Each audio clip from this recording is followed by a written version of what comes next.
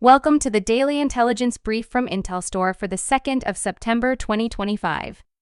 In today's top renewable energy news, Poland's first offshore turbines will be joined by dozens more over the next year as an expansion of wind farms reshapes the country's energy landscape and attracts foreign investors. The offshore sector has been gaining support from the government, which has also been motivated by the need for energy security after the country stopped importing Russian oil and gas.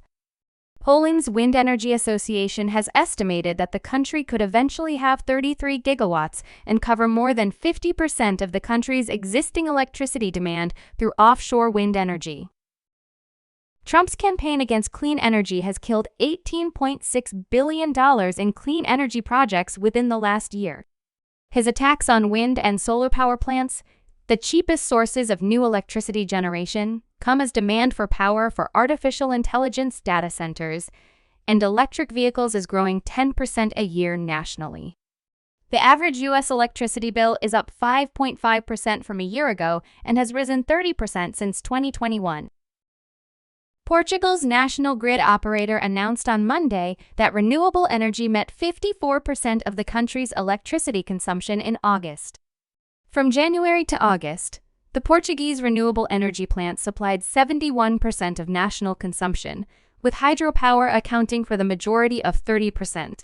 Wind and photovoltaic followed with 24% and 12% respectively. Biomass covered the remaining 5%. The Kazakh President attended the opening ceremony of the plant for the production of essential wind turbine components in Kazakhstan's Zhambyl region. The project is a collaboration between Kazakhstan's SAMRUK-KAZYNA and China's Sany Renewable Energy.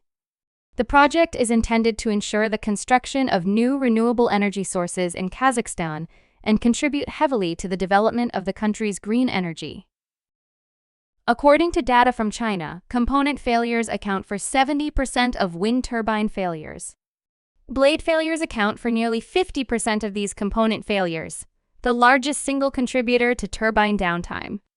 Blade failures have become a major constraint on the safe operation of wind turbines. Industry insiders say that personnel operate improperly or negligently in 80% of the blade manufacturing process.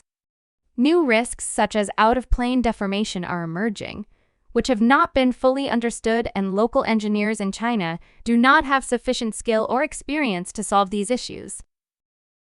You can learn more about all of IntelStor's market and sales intelligence offerings at www.intelstor.com and subscribe to our channel today.